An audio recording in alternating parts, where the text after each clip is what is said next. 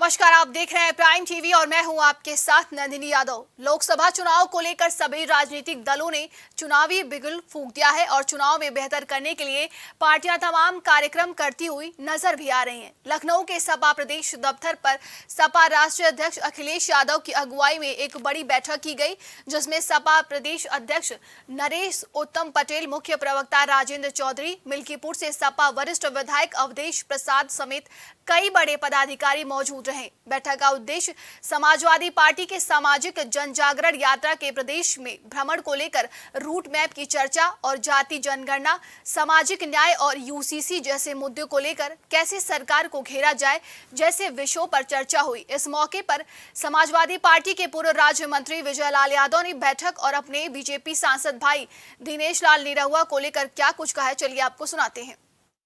2024 चुनाव को लेकर सभी राजनीतिक दल की तैयारियां लगातार जोरों से है। इस वक्त हम समाजवादी पार्टी के प्रदेश दफ्तर पे हैं, जहां आज एक बड़ी बैठक का आयोजन किया गया था, जिसमें 2024 चुनाव को लेकर लगातार समाजवादी पार्टी के राष्ट्रीय अध्यक्ष अखिलेश यादव कार्यकर्ताओं को दिशा निर्देश दे रहे हैं। खासतौर से अगर बात की जाए तो प्रदेश के अंदर में 80 सीटों को कहीं ना कहीं समाजवादी पार्टी हर एक सीटों पर मजबूती के साथ उतरना चाहती है। इस दृष्टि से लगातार कार्यालय के अंदर में बैठक कर रही है। आने वाले दिनों में समाजवादी पार्टी का लोक जागरण रथ भी प्रदेश के अंदर में घूमेगा, जो कहीं ना कहीं जाति जनगणना और सामाजिक न्याय के मुद्दे पर कहीं ना कहीं इस माध्यम से सपा के कार्यकर्ता और पदाधिकारी बात करते हुए नजर आएंगे। हमारे साथ ज्यादा बातचीत के लिए आज बैठक के हिस्सा रहे विजय लाल यादव जी हैं। विजय लाल जी, आज बड़ी बैठक हुई है, किस तरह का दिशा निर्देश दिया गया है आपके राष्ट्रीय अध्यक्ष के द्वारा? सबसे पहले आप सभी को प्रणाम करता हूं आपके चैनल के माध्यम से। मैं विजय लाल यादव, विधायक सम्राट और दल का छोटा सा सिपाही कार्यकर्ता हूं। और बैठक में हम लोगों को सुझाव ये दिया गया है कि सारे लोग लामबंद हो जाएं, एकजुट हो जाएं, क्योंकि यह चुनाव पूरे हिंदुस्तान के भविष्य को तय करने जा रहा है। और जनता ने जब जब चाहा है तब तब गद्दी पर बैठाया है, जब जब चाहा है तब तब बादशाहों को बादशाहत हटा करके दूसरे बादशाह को भी तैयार किया। तो जनता ने मन बनाया है और हमारी दल समाजवादी पार्टी बिल्कुल तैयार है, हम लोग भी तैयार हैं। अगर बात की जाए तो देखा जाए तो सपा का एक प्रकोष्ठ है, सांस्कृतिक प्रकोष्ठ। आप उसमें काफ़ी सक्रिय रहते हैं, अपने विवाह के माध्यम से खासकर पूर्वांचल बिहार में अपनी एक अलग पहचान रखते हैं। आमतौर पर राजनीति में देखा जाता है कि विवाह के माध्यम से आम जनता की समस्याओं को बात किया जाता है। अब विवाह को लेकर आप क्या सोचते हैं आज की राजनीति के परिदृश्य में अगर देखा जाए तो?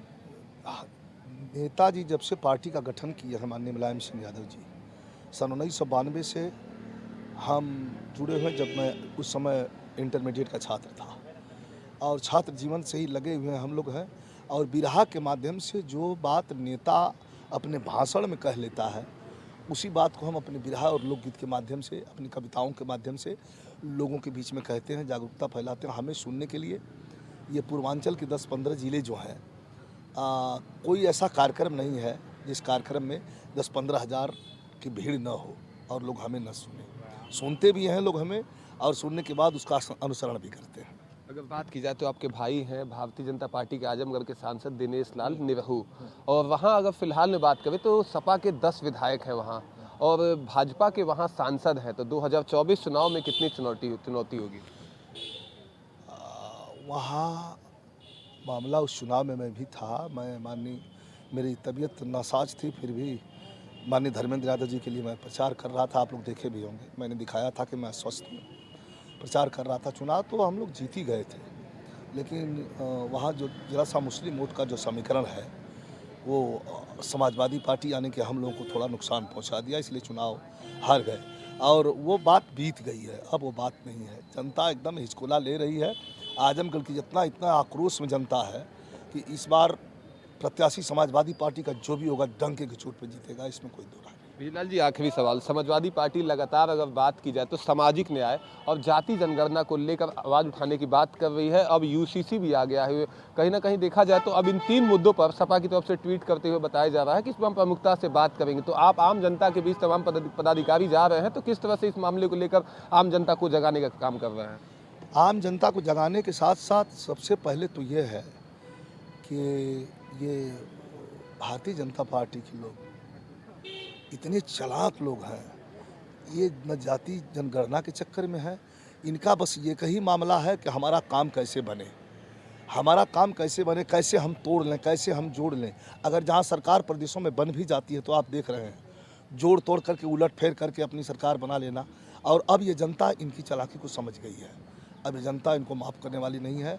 और ऐसा एक और भी मैसेज आपको देना चाहता हूँ, हमारे राष्ट्रीय अध्यक्ष जी का आशीर्वाद मिला तो गाजीपुर से मैं भी लोकसभा लड़ने के लिए तैयार हूँ, और जनता का आशीर्वाद मिला तो जीत करके और यह सीट जो है अपने राष्ट्रीय अध्यक्ष जी की झोली में डाल दूंगा। विजय लाल जी, अगर बात की जाए तो अब विवाह के लिए जाने जाते हैं, जाते जाते विवाह के कुछ लाइन सुना जाए हमारे दर्शकों को।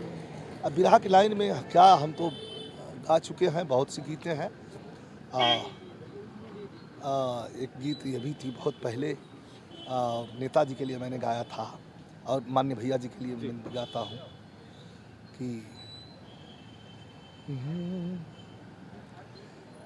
गरीबों की धड़कन,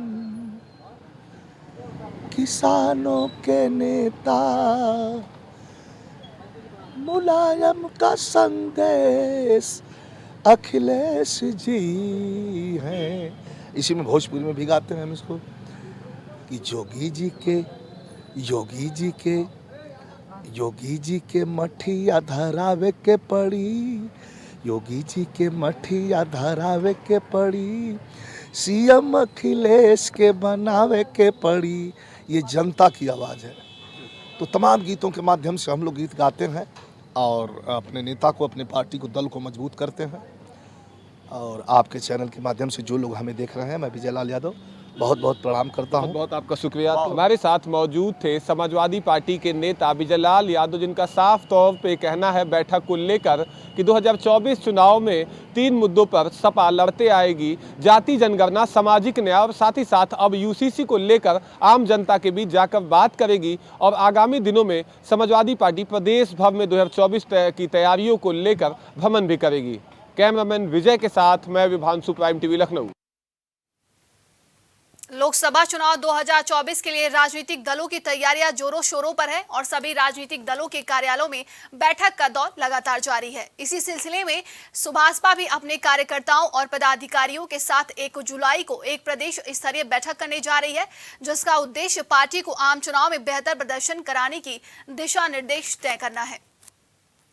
मिशन 2024 के लिए सभी राजनीतिक दल अपनी अपनी तैयारियों में जुटे हुए हैं। एक तरफ जहां भारतीय जनता पार्टी संगठन से लेकर मंत्रिमंडल में बदलाव कर सकती है, तो वहीं समाजवादी पार्टी के कार्यालय पर बैठकों का दौर लगातार जारी है। इस समय सुभाषपा 1 जुलाई को प्रदेश स्तरीय बैठक कर रही है और अपने कार्यकर्ताओं और बड़े पदाधिकारियों को मिशन 2024 के लिए तमाम तरीके की रणनीति बताएगी, समझाएगी। अगर बात करें तो सुभाषपा का पूर्वांचल में जनाधार अच्छा खासा रहा है और पूर्वांचल की कई सीटों पर सुभाषपा बाकी राजनीतिक दलों को टक्कर देते हुए भी देखी जा सकती है। इस समय हमारे साथ बातचीत करने के लिए सुभाषपा प्रमुख ओम प्रकाश राजभर जी मौजूद हैं। बहुत बहुत स्वागत है आपका प्राइम टीवी में। Thank you.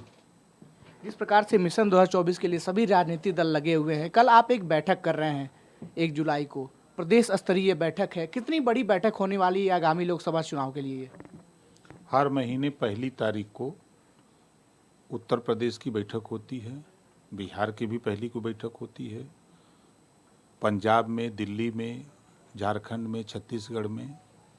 तो इस समय हम जो पहली को यूपी की बैठक है, पूरे प्रदेश के 75 जिले से जो हमारे जिलाध्यक्ष हैं, 18 मंडल के मंडल अध्यक्ष, प्रदेश के नेता, राष्ट्रीय नेता, जो विधायक हैं 6 गो, सभी लोग उपस्थित होंगे और कामों की समीक्षा होती है। कल प्रगति रिपोर्ट हमारे मंडल और जिले के लोग लेके आएंगे, अध्यक्ष और वो लोग, प्रदेश के नेता जो लगाए गए हैं, कि जो बूथ स्तर पे काम दिया गया है, बूथ का, सेक्टर का, ब्लॉक, विधानसभा, तहसील, जिले कमेटी बनाने का, उसमें क्या प्रगति हुई है, पिछले जो काम प्रगति हुई थी उसमें क्या प्रगति आगे हुई, उस पे चर्चा होगी। और जो 2024 के चुनाव नज़दीक आ रहे हैं, उसमें आगे कौन कौन सी रणनीति बनाई जाए, उस पे चर्चा होगी।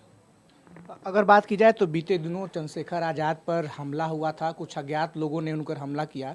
उसके बाद उनका इलाज सहारनपुर जिला अस्पताल में चल रहा था। चंद्रशेखर आज़ाद ने एक बयान में कहा कि उत्तर प्रदेश के मुख्यमंत्री ने इस हमले पर कुछ नहीं बोला, वहीं बसपा सुप्रीमो मायावती भी इस हमले पर चुप रही थी। जिस प्रकार से जनप्रतिनिधियों पे हमला हो रहा है, किस तरीके से आप देखते हैं? आप भी एक जनप्रतिनिधि हैं, जनता के बीच जाते रहते हैं। देखिए, दुर्भाग्यपूर्ण घटना है। अपराधी की कोई जाति नहीं होती है और हम भाई चंद्रशेखर जी के ऊपर जो घटना है उसकी निंदा करते हैं और सरकार से भी कहेंगे कि इस तरह की पहल प्रशासनिक महकमे में हुई भी है, गाड़ी पकड़ी गई, 4 लोग संदिग्ध लोग पकड़े भी गए हैं, तो तत्काल उसका खुलासा सरकार करे और चंद्रशेखर भाई को सुरक्षा। क्योंकि देखिए, जब जब शोषित वंचित लोगों की लड़ाई लड़ने के लिए कोई आगे आता है तो कुछ लोगों को बुरा लगता है, तो जो बुरा लगता है तब वो साथियों को खुराफात करने का मौका मिलता है कि इनको रोका जाए, इनको परेशान किया जाए, इनको रास्ते से हटाया जाए। तो ऐसी स्थिति में सुरक्षा बहुत ज़रूरी है। सरकार को इस पे अमल में आना चाहिए और जल्दी से जल्दी सुरक्षा व्यवस्था मुहैया होनी चाहिए और मैं चाहूँगा कि जल्दी वो ठीक हों और अपने मिशन में पुनः लग जाए। अगर बात की जाए तो समाजवादी पार्टी अब भाजपा के सांसदों का रिपोर्ट कार्ड तैयार करा रही है। अलग अलग लोकसभावार क्षेत्रों में उनके लोग जाएंगे और सांसदों ने कितना काम किया उसका रिपोर्ट जो है पार्टी कार्यालय में अखिलेश यादव के सामने प्रस्तुत करेंगे। एक मुहिम आपने छेड़ी है उत्तर प्रदेश में जाति जनगणना की, उसके बाद सभी राजनीतिक दल उस मुहिम को लपकने में लग गए थे। अगर बात की जाए तो भारतीय जनता पार्टी में मंत्री हैं राज्य मंत्री अनिल राजभर, उन्होंने आपकी जाति जनगणना के बयान पर पलटवार करते हुए कहा कि वो ओम प्रकाश राजभर जो है वो प्रधानमंत्री के विजन को नहीं समझ पा रहे हैं, जो विजन प्रधानमंत्री लेके चल रहे हैं विजन को नहीं समझ पा रहे हैं। क्या कहेंगे आप? देखिए, एक देश एक राशन कार्ड, तो फिर एक देश एक समान शिक्षा क्यों नहीं लागू होती है? संविधान के पहले पन्ने पर समता, स्वतंत्रता, बंधुत्व और न्याय पर आधारित भारतीय संविधान, 4% आबादी अकेले राजभर की है। अगर हम राजभर की बात करें तो संविधान के दायरे में हिस्सेदारी इनको क्यों नहीं? इनको जो अधिकार मिलना चाहिए वो व्यवस्था क्यों नहीं?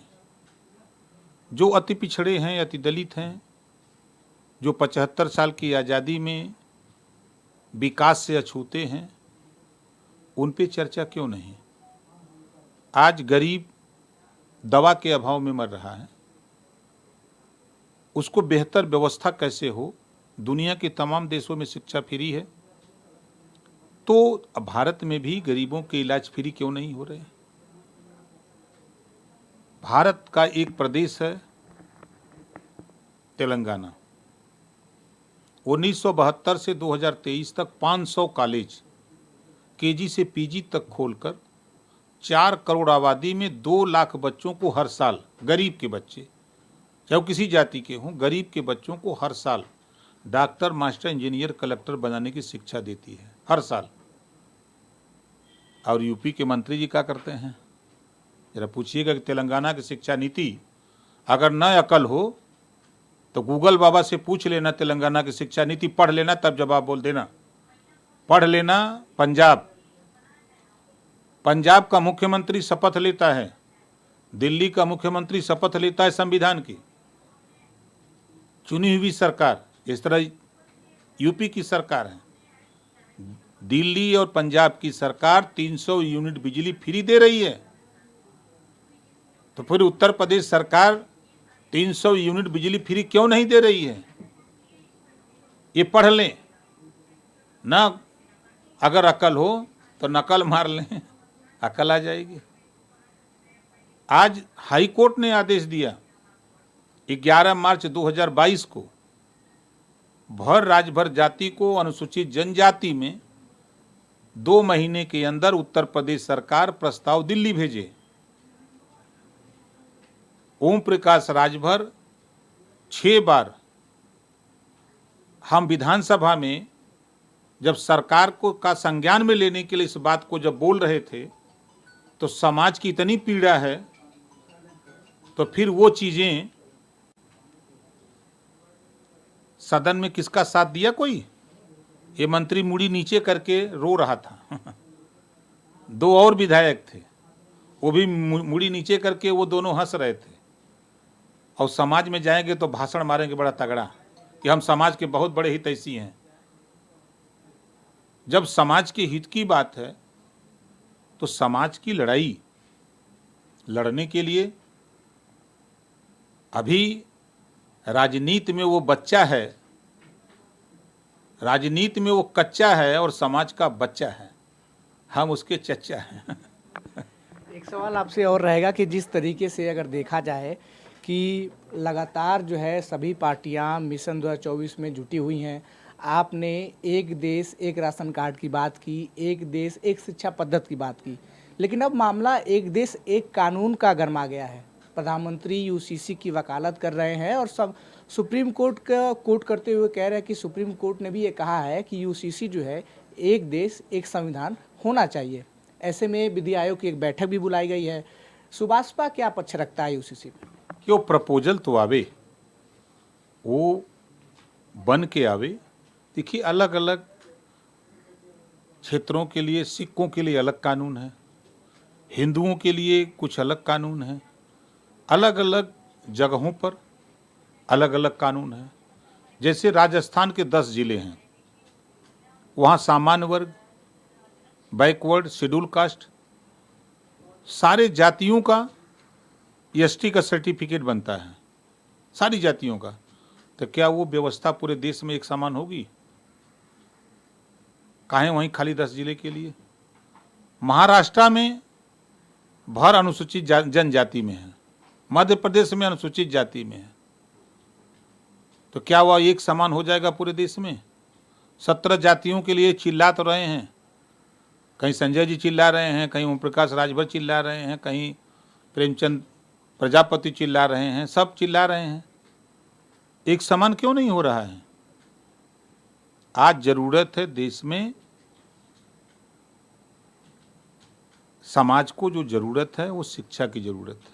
शिक्षा इतनी महंगी होती जा रही है कि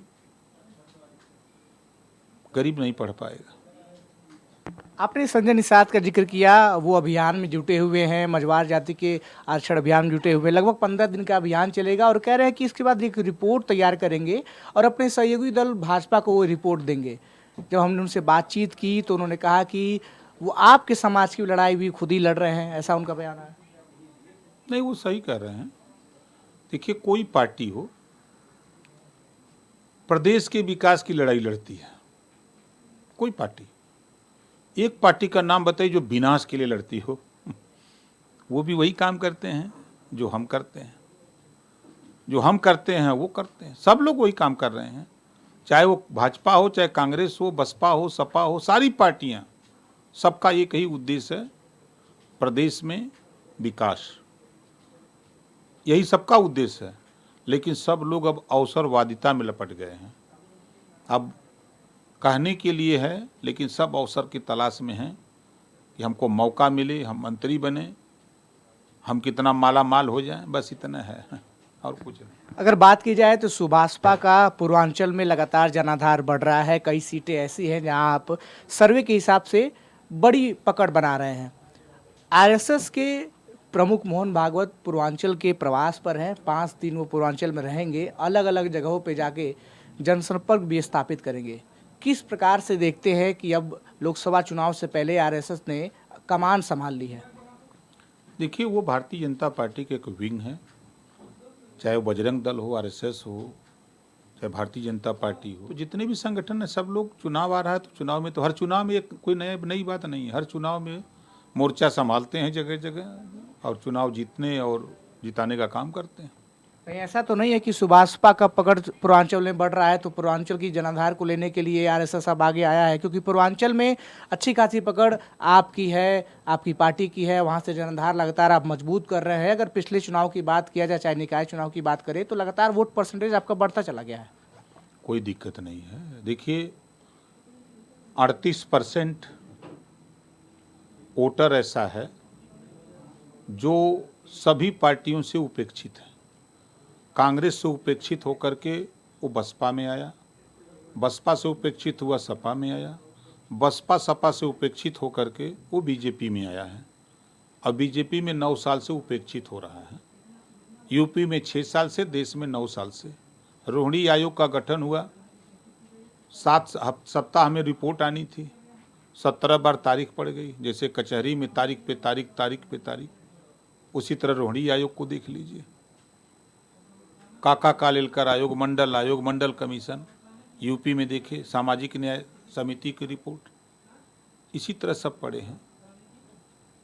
जरूरत जिस बात की है प्रदेश में और देश में, वो हमारे हिसाब से अज्ञानता है। अज्ञानता कैसे दूर हो? संविधान में बाबा साहब डॉक्टर अम्बेडकर ने हमारे लिए क्या व्यवस्था दिया है, उस व्यवस्था को लेकर के जब जानकारी हमको होगी तब हम आगे बढ़ेंगे।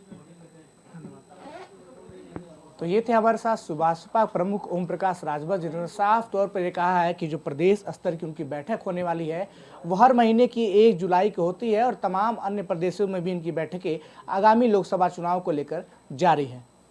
कैमरा पर्सन विजय के साथ मैं विवेक शाही, प्राइम टीवी, लखनऊ। उत्तर प्रदेश की सरकार गन्ना समर्थन मूल्य में 10 रुपए की बढ़ोतरी कर इसे रिकॉर्ड बढ़ोतरी बता रही है। वहीं इस मुद्दे पर राष्ट्रीय लोक दल ने उत्तर प्रदेश सरकार पर पलटवार किया है। आरएलडी के प्रदेश अध्यक्ष रामाशीष ने कहा है कि जिस तरीके से लगातार महंगाई बढ़ रही है, डीजल और खाद के दाम बढ़ रहे हैं, ऐसे में 10 रुपए की बढ़ोतरी ऊंट के मुंह में जीरे के समान है। रालोस के प्रदेश अध्यक्ष रामाशीष राय ने कहा कि यह सरकार किसानों की हितैषी नहीं है और किसानों की समस्याओं को देखते हुए सरकार को विधानसभा सत्र का आयोजन करना चाहिए। और क्या कुछ उन्होंने कहा है, चलिए आपको सुनाते हैं। उत्तर प्रदेश सरकार ने गन्ना किसानों के लिए हित की बात करती रहती है और इस बार गन्ना किसानों के एमएसपी पे 10 रुपये बढ़ाने की बात की गई। इस समय हम राष्ट्रीय लोकदल के कार्यालय पर मौजूद हैं। प्रदेश अध्यक्ष रामाशीष राय हमारे साथ हैं। राष्ट्रीय लोकदल हमेशा ही किसानों के हितों की बात करती आई है। इनके नेता चौधरी चरण सिंह को किसानों का मसीहा कहा जाता है। लगातार किसानों की बात राष्ट्रीय लोकदल बड़े ही मुखरता से उठाता रहा है। इस मुद्दे पर हम प्रदेश अध्यक्ष से बातचीत करेंगे और उनके विचार जानेंगे कि गन्ना किसानों का जो मूल्य है, एमएसपी है, 10 रुपये तैयार किया गया है, किस तरीके से राष्ट्रीय लोकदल देखता है। क्या ये हितकारी फैसला है? कितना लाभ होगा गन्ना किसानों को? देखिए, राष्ट्रीय लोकदल पिछले 1 साल से गन्ना में मूल्य बढ़ोतरी के लिए संघर्ष करता रहा, ज्ञापन देता रहा, धरना प्रदर्शन करता रहा। पिछला 1 वर्ष बीत गया, कोई मूल्य बढ़ोतरी नहीं हुई। इस बार जो मूल्य बढ़ोतरी हुई है वो चुनाव को ध्यान में रख कर के की गई है और ये बढ़ोतरी ऊंट के मुंह में जीरा के समान है। जिस तरह से खाद, पानी, डीजल के दाम बढ़े हैं, मजदूरी बढ़ी है, उसके अनुसार गन्ना मूल्य बढ़ोतरी की जानी चाहिए थी। लेकिन राष्ट्रीय लोकदल इस 10 रुपये की बढ़ोतरी से संतुष्ट नहीं है। कम से कम 50 रुपये की बढ़ोतरी होनी चाहिए, ये राष्ट्रीय लोकदल की मांग है। हम इससे संतुष्ट नहीं हैं। जिस तरीके से देखा जा रहा है कि बरसात का मौसम शुरू हो चुका है, तमाम किसान जो है अब धानों की बुआई रोपाई में अब जुटे हुए हैं। पहले किसान जो है वो बेहन डालते हैं, उसके बाद जो है धान की रुपाई करते हैं। तो इस परिप्रेक्ष्य में जिस तरीके से नहरों का जिक्र होता है, ट्यूबवेलों का जिक्र होता है, नहरों के पानी से किसान सिंचाई करते हैं और जिस तरीके से बिजली के बिल भी का दर बढ़ा हुआ है, उसके बाद सरकार ने उस दर को कंट्रोल किया किसानों के लिए, इस फैसले को आप किस तरीके से देखते हैं? क्या कुछ और सरकार को करना चाहिए ताकि किसानों को थोड़ी राहत मिले? अभी देखना आपने बारिश की वजह से टमाटर के दाम काफ़ी महंगे हो गए। देखिए, सरकार को किसान का ध्यान रखते हुए किसान को केंद्र बिंदु मान करके निर्णय लेना चाहिए, लेकिन सरकार चुनाव को केंद्र बिंदु मान करके निर्णय ले रही है। जब चुनाव आने वाला है 5-6 महीने बाद लोकसभा का, तो वो लोक लुभावने नारे और थोड़ी बहुत चारा फेंक करके किसानों को लुभाने की कोशिश करी है। हालांकि किसान सबसे ज़्यादा परेशान है, बेहाल है।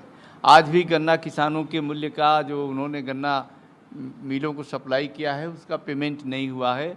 करोड़ों रुपए किसानों का बकाया है और उसके बावजूद रोज़ बिजली का रेट बढ़ाने की बात हो रही है, खाद पानी के दाम बढ़ रहे हैं, लेबर बढ़ रहा है और 10 रुपये की बात कर रही है, 10 रुपये बढ़ाने की बात कर रही है। इससे किसान संतुष्ट नहीं है, न किसान खुश हैं। आज प्रदेश में बारिश न होने के कारण पूरा जून का महीना निकल गया, प्रदेश भर में बारिश नहीं हुई और जो धान का बीज किसान ने गिराए थे वो सूख गए, नहरों में पानी नहीं है, किसान बेहाल हैं।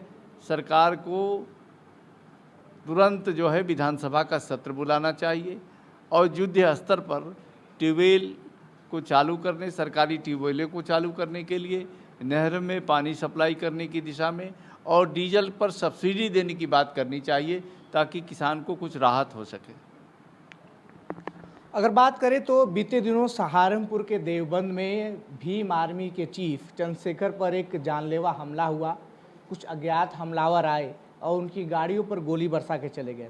आपके पार्टी से कई प्रतिनिधि मंडल जो है उनसे मिलने पहुँचे, उनका कुशल क्षेम जो है वो पूछा, लेकिन जिस तरीके से जनप्रतिनिधियों पे इस तरह की चीज़ें हो रही हैं, कानून व्यवस्था पर लगातार विपक्ष से सवाल उठा रहा है और चंद्रशेखर ने भी साफ तौर पे ये कहा कि मुख्यमंत्री ने इस बात पे कोई बयान नहीं दिया इस मामले पर, ना ही बसपा सुप्रीमो ने कोई बयान दिया। चंद्रशेखर जो है बहुजन समाज से आते हैं और पश्चिम में युवाओं में उनका काफ़ी क्रेज है।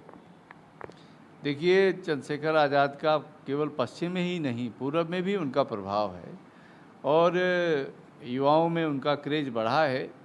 दलित समाज की बात उठाते हैं, सरकार को उनकी सुरक्षा का पर्याप्त ध्यान रखना चाहिए था और ये जो कार्रवाई हुई है ये कायरतापूर्ण कार्रवाई है। लोकदल इसकी भर्त्सना करता है। हम मांग करते हैं कि जो भी अपराधी इसमें संलिप्त हैं उन्हें तुरंत पकड़ करके कठोर कार्रवाई किया जाना चाहिए और आइंदा से इस प्रकार की कार्रवाई न हो, इसके लिए पर्याप्त सुरक्षा की व्यवस्था करनी चाहिए। चंद्रशेखर आज़ाद हम लोगों के पार्टी के सहयोगी भी हैं, राष्ट्रीय आज़ाद समाज पार्टी के वो एक अध्यक्ष हैं, इसलिए उनका ख्याल रखना जाना चाहिए था।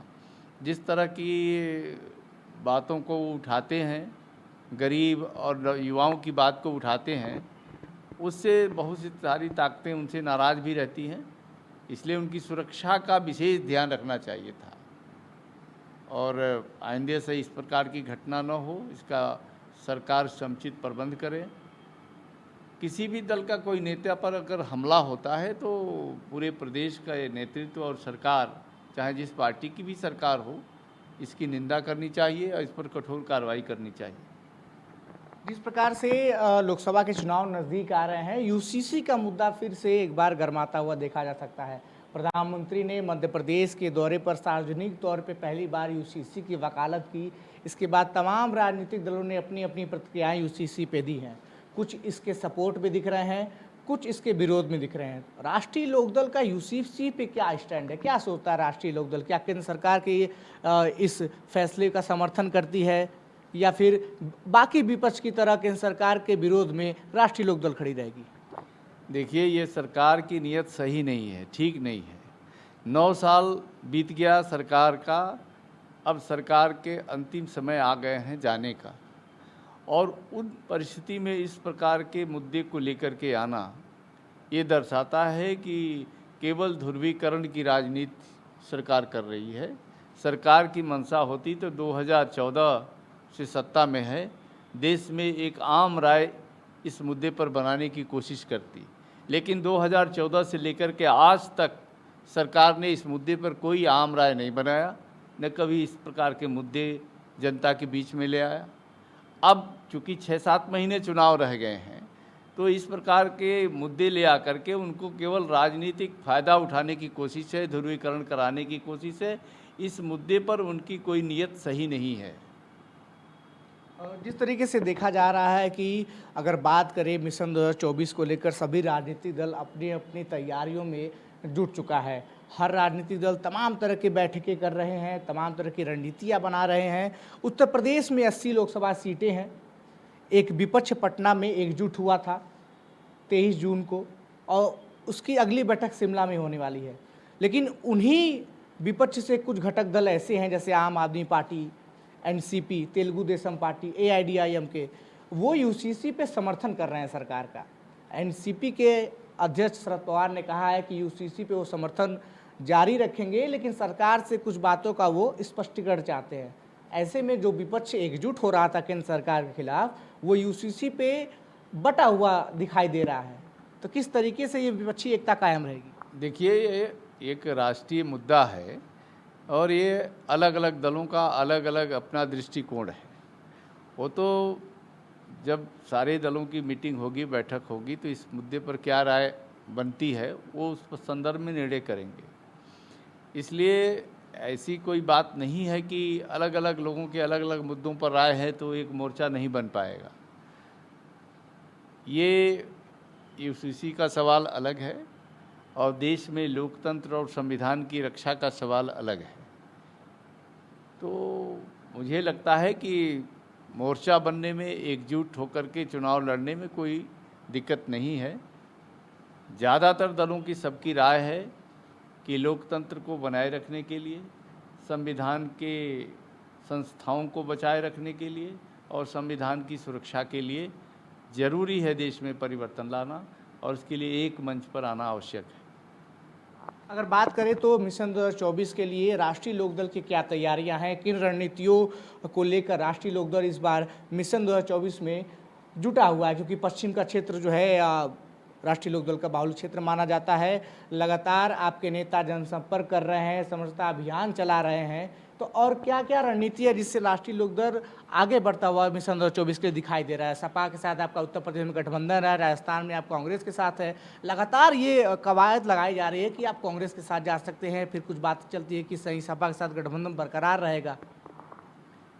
देखिए, राष्ट्रीय लोकदल अपने संगठनात्मक तंत्र के माध्यम से पूरे 80 लोकसभा क्षेत्रों में बूथ लेवल तक कमेटियां गठन करने के लिए कार्य कर रहा है।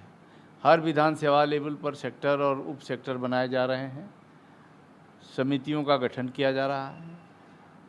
2 दर्जन ऐसी लोकसभा सीटें हैं जिसमें हर बूथ पर जो है हमारा बूथ प्रभारी और बूथ कमेटी का गठन होना है। उस दिशा में काम हमारा चल रहा है। इसलिए लोकदल पूरे प्रदेश में अपने संगठन को, अपने तंत्र को मजबूत करने के लिए कार्य कर रहा है। तो ये थे हमारे साथ राष्ट्रीय लोकदल के प्रदेश अध्यक्ष रामाशीष राय, जिन्होंने साफ तौर पर गन्ना किसानों की बात पर उत्तर प्रदेश सरकार को घेरते हुए कहा कि उत्तर प्रदेश सरकार को जिस तरीके से धान की बुआई का समय आ गया है और जून के महीने में बारिश नहीं हुई है, तमाम ट्यूबवेल जो है वो सूखने की बात कर रहे हैं। ऐसे में एक विधानसभा सत्र किसानों के लिए बुलाया जाना चाहिए। यूसीसी के मुद्दे पर राष्ट्रीय लोकदल आम विपक्ष की तरह उनके साथ खड़ा है और ये कहना है इनका कि जिस तरीके से 9 साल में इन्होंने कोई बड़ा काम नहीं किया है, लोकसभा चुनाव को देखते हुए ये ध्रुवीकरण की राजनीति भारतीय जनता पार्टी के द्वारा की जा रही है। कैमरा पर्सन विजय के साथ विवेक शाही, प्राइम टीवी, लखनऊ। तो अभी आप सुन रहे थे रालोस प्रदेश अध्यक्ष रामाशीष राय को। इस खबर में बस इतना ही। देश दुनिया की तमाम खबरों के लिए देखते रहिए प्राइम टीवी।